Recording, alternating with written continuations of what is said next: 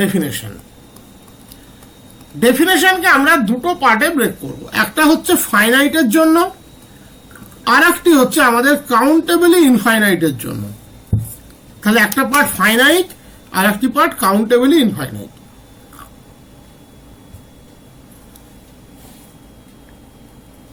A set S is said to be countable or enumerable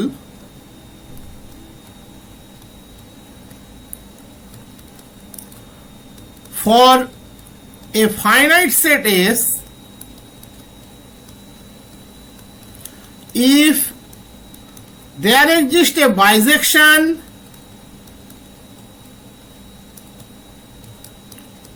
from Nm onto S, where Nm is the first M as per need, natural numbers of n।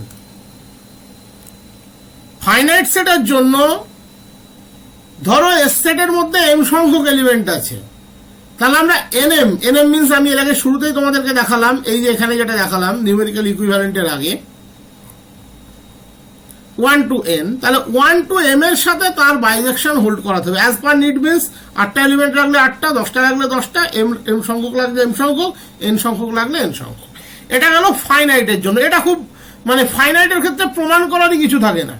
দেখা যাচ্ছে একটা সেটের মধ্যে 5, 7, 8, 9, 10 আছে, তাহলে 1 কে map করবো 5-এ, 2 কে map করবো 7-এ, এভাবে ম্যাপ করলেই হয়ে যাবে। এবং সেটা ইন্ডিভিজুয়ালিও লেখা যায়, যে কোনো সিকোয়েন্স ফরম্যাটে ম্যাপিং হতেই হবে এরকম কোনো মানে নেই, নাও হতে পারে। একটা ইন্ডিভিজুয়ালি 1 কে তীর দিলে 5-এ, 2 কে তীর দিলে 7-এ চলবে, কারণ তাদের ফাইনাইট নাম্বার অফ এলিমেন্ট আছে। যা কিছু স্টাডিটা প্রয়োজন হয় সেটা প্রয়োজন হয় শুধুমাত্র কাউন্টেবলি ইনফাইনাইটের ক্ষেত্রে। তাহলে for an infinite set S, if there exists a bisection from N to S, in this case S is said to be denumerable or enumerable or countably infinite or at most countable। that is এক্ষেত্রে n to s একটা বাইজেক্টিভ mapping আমাকে define করতে হবে। যদি সেটা করতে পারি তাহলে ইনফাইনাইট সেটকে আমরা কাউন্টেবল বলতে পারবো।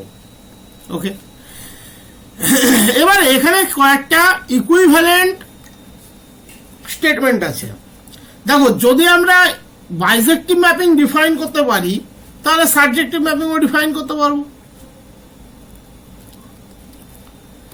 These 3 statements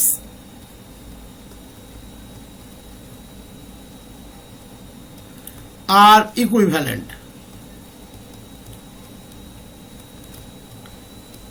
S is countable, তার মানে এই বাইজেক্টিভ mapping n to s define করা আছে, তার মানে সাবজেক্টিভ ম্যাপিং ডিফাইন সম্ভব। There exists a surjection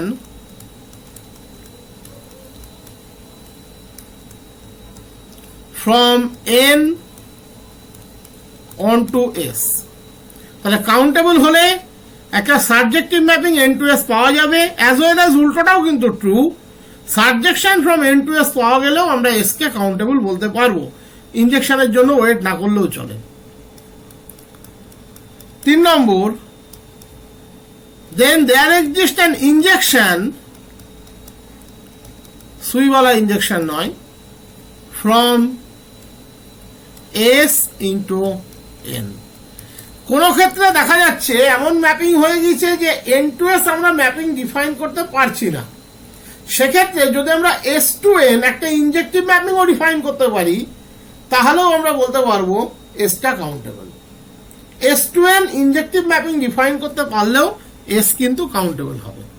maximum তোমাদের এখানে প্রুফের কোনো প্রয়োজন নেই, যেটার প্রয়োজন আছে সেটা হচ্ছে টুলসগুলোকে জানা, থিওরিমগুলো স্টেটমেন্ট মনে রাখা এবং রেজাল্টগুলোকে আইডেন্টিফাই করা।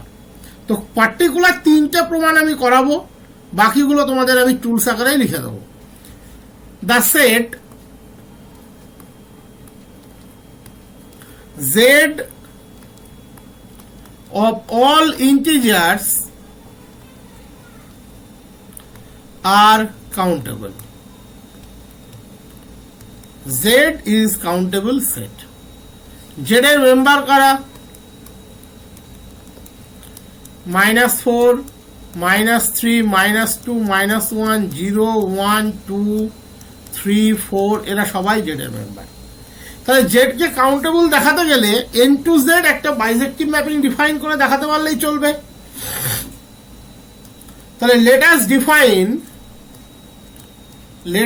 define a mapping অনেকভাবে।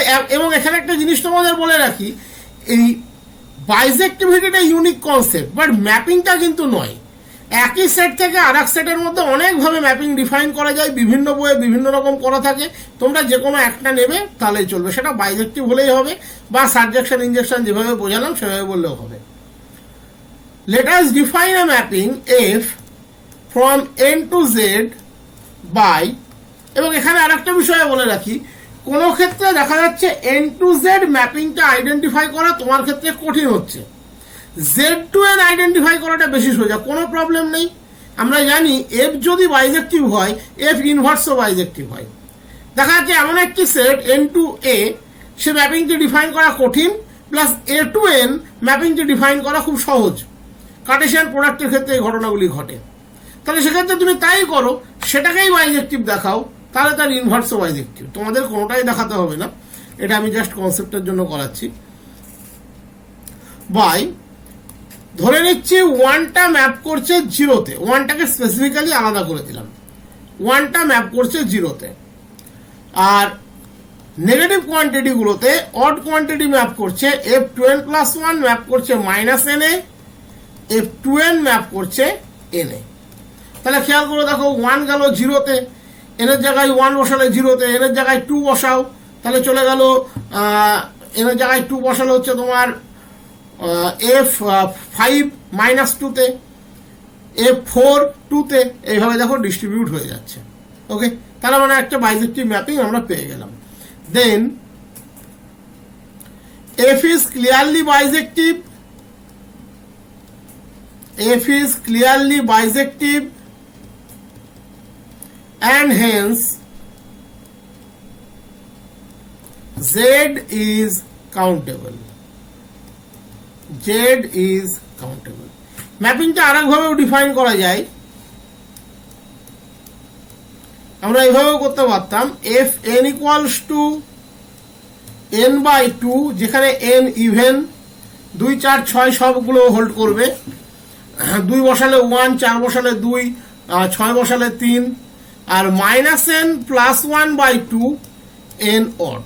এক্ষেত্রে দেখো 1টা 0 আর এরকম করা লাগবে না, তুমি 1 বসালে F1টা পেয়ে যাচ্ছ 0, 3 বসাও তাহলে F3টা হয়ে যাবে -1, এভাবে হোল্ড করবে। এক্ষেত্রেও কিন্তু আমরা বলতে পারি, বিষয়টা সেই একই, আলাদা কিছু নেই, এক্ষেত্রেও আমরা কাউন্টেবল বলতে পারি। এবারে আমরা কিছু ইম্পর্টেন্ট প্রপার্টি দেখে নেব। এই প্রপার্টিগুলো প্রত্যেকটা কিন্তু ভীষণ important.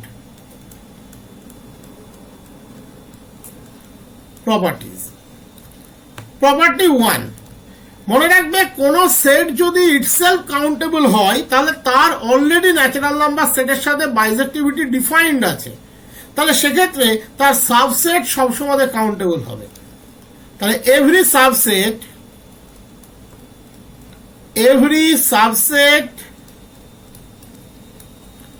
of a countable set is countable. Every subset of a countable set is countable.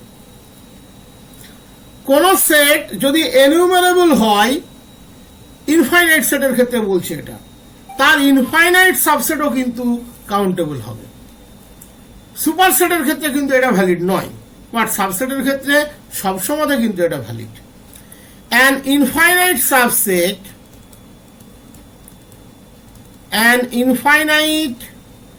subset of an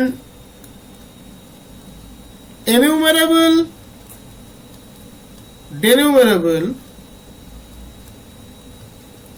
set is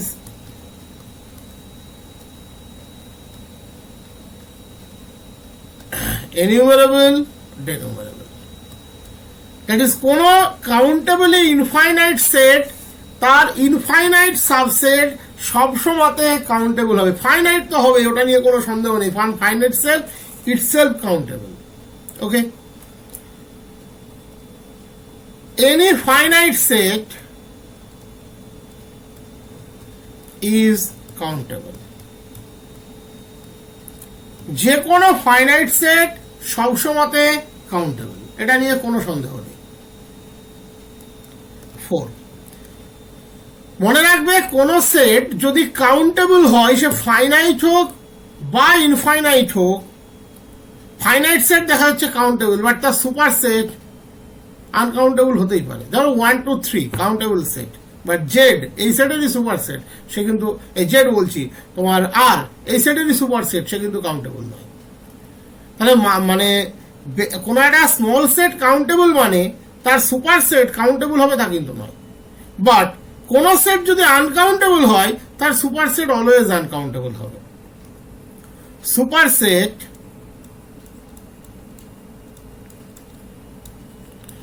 of any uncountable set, superset of any uncountable set is uncountable. 5 নম্বর, এইটা ভীষণ important. এটার প্রমাণটা আমি একটু দেখিয়ে দিচ্ছি, 2-3 লাইনের প্রমাণ।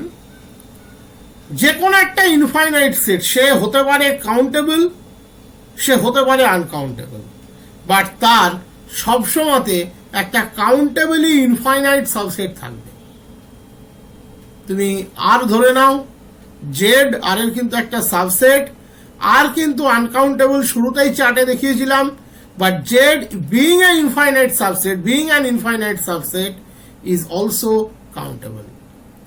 এই প্রপার্টিটা খুব ইম্পর্ট্যান্ট প্রপার্টি, মনে রাখার মতো, যে প্রত্যেকটা ইনফাইনাইট সেটের একটা কাউন্টেবলি ইনফাইনাইট সাবসেট থাকবে।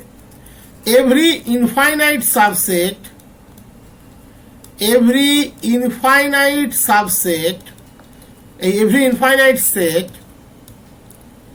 has a countably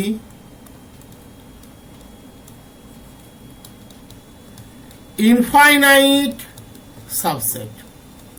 প্রত্যেকটা ইনফাইনাইট সেটের একটা কাউন্টেবলি ইনফাইনাইট সাবসেট থাকবে। এইটার প্রমাণটা আমি একটু দেখিয়ে দিচ্ছি, কারণ এই প্রমাণটা একটা কনসেপ্টও তোমার মধ্যে প্রুফের তৈরি করবে। আমরা যে কোনো একটা ইনফাইনাইট সেট কনসিডার করি, let A B an infinite set. Infinite set means তার মধ্যে ইনফাইনাইট নাম্বার অফ এলিমেন্ট আছে, তাহলে অ্যাটলিস্ট একটা এলিমেন্ট আমরা ধরতেই পারি। Let A1 belongs to A. Infinite সেটের মধ্যে মানে যে একটা কেন অসংখ্য এলিমেন্ট আছে, তার মধ্যে একটি আমরা ধরে নিলাম। Since A is infinite, infinite set থেকে একটি এলিমেন্ট বাদ দিলে সে নিশ্চয়ই ফাইনাইট হয় না। So there exists A2 belongs to A minus singleton set A1, যেহেতু ইনফাইনাইট থাকবে। Again, A minus A1 is infinite. So there exists A3 belongs to A minus A1 A2. A1 A2 যদি আমরা A set থেকে বাদ দিই তাহলে তার মধ্যে A3 থাকবে। তাহলে continuing this process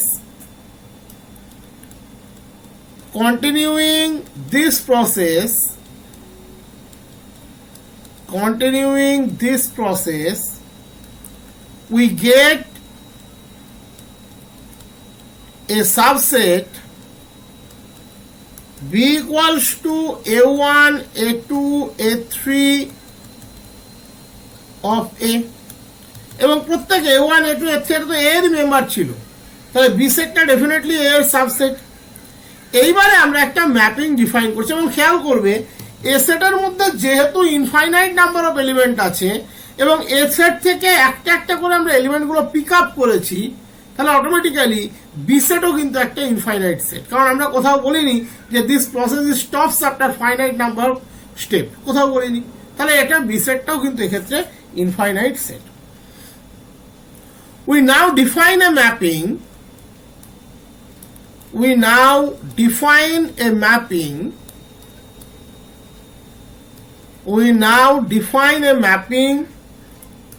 A from N to B by Fk equals to Ak. 1k 1 A, 2k 2 তে, 3k 3 তে, তার মানে পরিষ্কার এটা একটা বাইজেক্টিভ mapping. Then clearly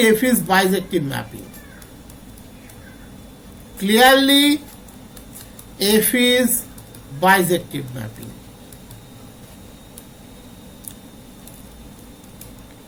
So B is a countably infinite subset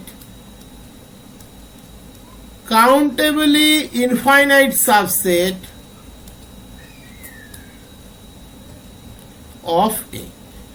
তার মানে আমরা কি পেলাম, কোন সেট যদি ইনফাইনাইট সাবসেট হয় তার সব সময়তে একটা, কোন সেট যদি ইনফাইনাইট সেট হয় তার সব সময়তে একটা কাউন্টেবলি ইনফাইনাইট সেট বা সাবসেট অবশ্যই থাকবে। এটা ভীষণ ইম্পর্টেন্ট প্রপার্টি, এটিকে মনে রাখবে। তাহলে আমরা 5 লিখেছিলাম, এবার 6 নম্বর প্রপার্টি মনে রাখবে, কোন সেট যদি ফাইনাইট হয় সে তো অলওয়েজ কাউন্টেবল, আর কোন সেট যদি এনিউমারেবল হয়, এনিউমারেবল মানে দুটো কনসেপ্ট আসে, আইদার ফাইনাইট অথবা কাউন্টেবল ইনফাইনাইট, বাট তাদের ইউনিয়ন সবসময়তে কাউন্টেবল হয়। দা ইউনিয়ন প্রশ্ন এগুলো থেকেই আসে, এবং কাউন্টেবিলিটি অনেকে পড়ে না, তাই যে পড়বে অবশ্যই একটু গুরুত্ব পাবে, এটুকু আমি তোমাকে বলতে পারি। দা union of a finite set and an enumerable set is countable. The union of a finite set and an enumerable set is countable. Example, এগুলো কোথায় কাজে লাগে, বা আগে একটা এক্সপ্রেশনটা লিখে দিই। If A is an enumerable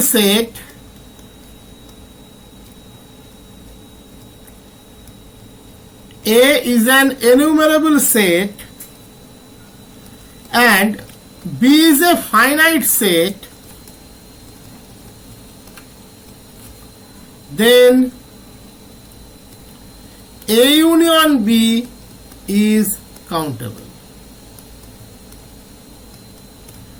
Example,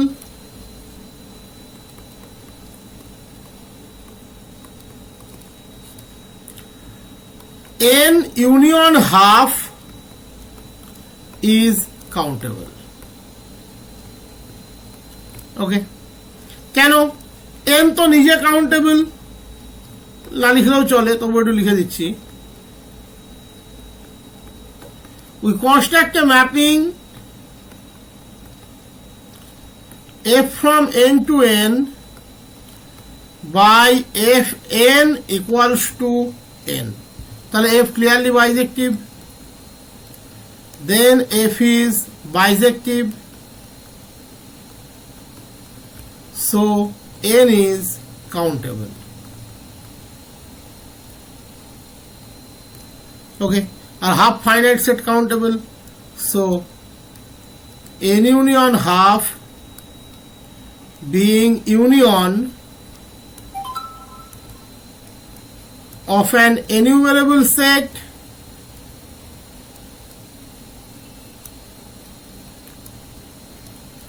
and finite set is also countable. তো আজকে প্রপার্টি 5 ও 6 অবধি থাক, পরের দিন আমরা প্রপার্টি 7 থেকে স্টার্ট করবো এবং খুব তাড়াতাড়ি পরের দিন এটা শেষ হয়ে কম্প্যাক্ট সেট স্টার্ট হবে। আমি বলে রাখছি এই পোর্শনটি ভালোভাবে পড়বে, অনেকেই এগুলো পড়ে না, কিন্তু এগুলো থেকে কোশ্চেন কিন্তু প্রত্যেকবার থাকে এবং সহজ কোশ্চেন থাকে, কঠিন কোনো কোশ্চেন থাকে না। তো আজকের মতো এই অবধি, তোমাদের কিছু বলার থাকলে বলতে পারো, নাহলে আজকের মতো ক্লোজ করবো।